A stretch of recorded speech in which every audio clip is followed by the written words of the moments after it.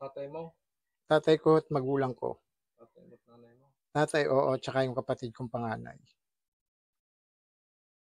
Yeah.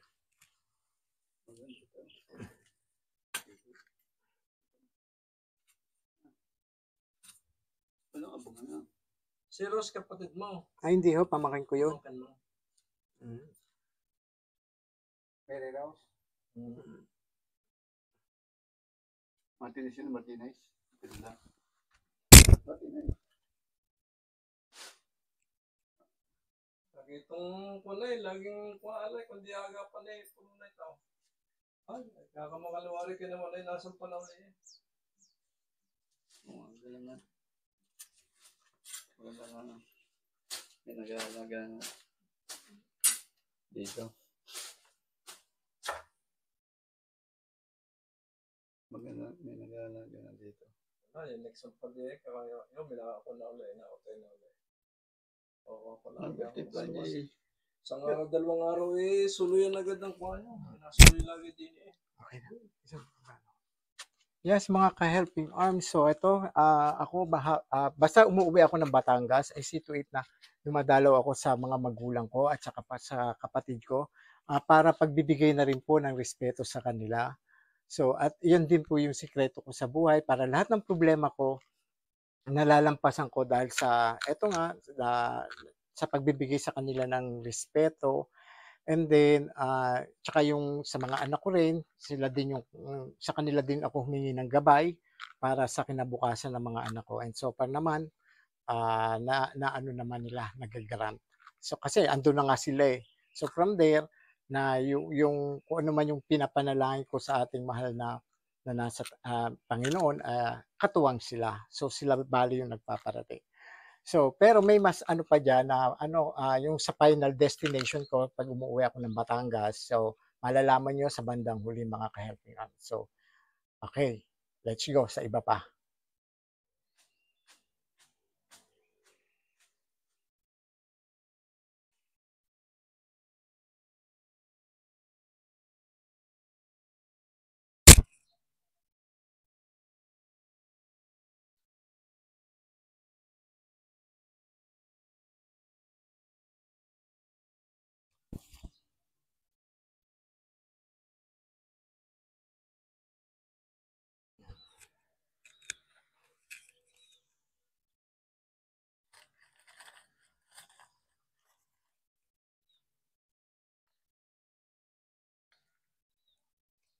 So, ayan mga ka-helping arms, no? So, ito yung pangalawang destination ko pag umuwi ako ng Batangas. Nagbibigay ako ng respeto sa tinuturing kong tiyahin sa aking buhay. Dahil sa pinakita niyang pagmamahal sa mga anak ko, naramdaman ko yon. So, ayan. So, mga ka-helping arms, so, itinuturing ko siyang mahalaga sa buhay ko dahil nga po sa pinakita niyang pagmamahal sa pamilya ko, sa mga anak ko. Ayan. So, ayan po. So, yung last destination po natin, yun po ang pinakamalaking ambag sa buhay ko. Kapag, yan, katulad po ni Mama Tel, kapag may marami akong problema, dinadain ko sa kanya, especially yung guidance ng mga anak ko nilalapit ko sa kanya. So from there, na ano naman, dahil alam ko nga na mahal niya yung mga anak ko, na nakita ko yung pagmamahal na binigay niya sa mga anak ko. So yung last destination po natin ay yun ang pinaka ano natin, so makikita niyo po yon. After nito, doon na kami papunta. Okay. Bye-bye, Matel. Yan, mga ka-helping arms, ito naman po yung tinutuloy isa ko pa ng tiyahin.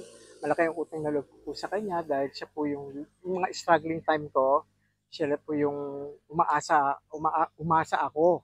Umaasa lang ako sa kanya noon, ng mga nasa struggling time na siya po yung nagpapakain sa akin. Siya po si Chamunik. So, ayan, Chamunik, ano yon sabihin ko?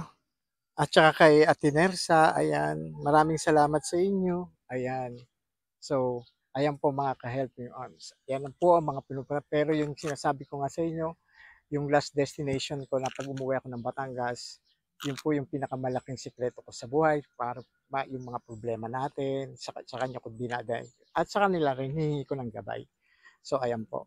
Ito po yung sinasabi ko sa inyo, sikreto ko sa buhay para lahat ng ating mga problema ay malampasan natin. So, ayan po, I see to it na kapag dumadalaw ako dito sa Batangas, see to it na ito yung huli kong destinasyon para sa mga paggabay, yung mga gabay natin sa buhay. Ayan po, para sa paggabay para sa ating mga anak. Ito po ang Our Lady of Kaysasay. So, ito po yung Archdiocese, saan ba yun? Our Lady of Kaysasay Shrine. So, malaking ambag po nito sa buhay ko para maabot yung kung ano man yung mga problema pinagdadaanan ko noon. So, ito po yung sikreto talaga na maituturing kong number 1 secret sa buhay ko. Okay, tingnan natin po ang loob ng Our Lady of Kaysasay Shrine.